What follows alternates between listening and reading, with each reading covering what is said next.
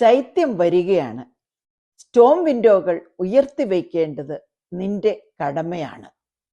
അത്താഴത്തിന് മുമ്പ് നീ അത് ചെയ്തില്ലെങ്കിൽ. അയാൾ ക്ഷുഭിതനായിക്കൊണ്ടേയിരുന്നു. പിന്നെ വാതിൽ വലിച്ച് തുറന്ന് പുറത്തേക്ക്. അപമാനിതനായ ചങ്ങാതി പക വീട്ടാൻ തന്നെ തീരുമാനിച്ചു. തപ്പിത്തടഞ്ഞ് ഗരാജിലെത്തി.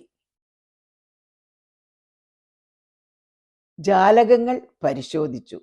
ഗോവിണി കണ്ടെത്തി. പണിയായുധങ്ങൾ ശേഖരിച്ചു. അതിൽ കയറി ജോലി ആരംഭിക്കുമ്പോൾ താൻ കാലിടറി വീഴുമെന്നും തന്നോട് കഠിനമായി വർത്തിച്ചതിൻ്റെ പേരിൽ അച്ഛൻ നിത്യകാലം ഖേദിക്കുമെന്നും അയാൾ കരുതി.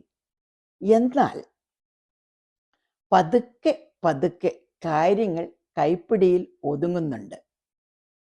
തിരികെ മുറിയിലേക്ക് വരുമ്പോൾ ഒരു ആത്മവിശ്വാസമൊക്കെ രൂപപ്പെട്ടിരുന്നു.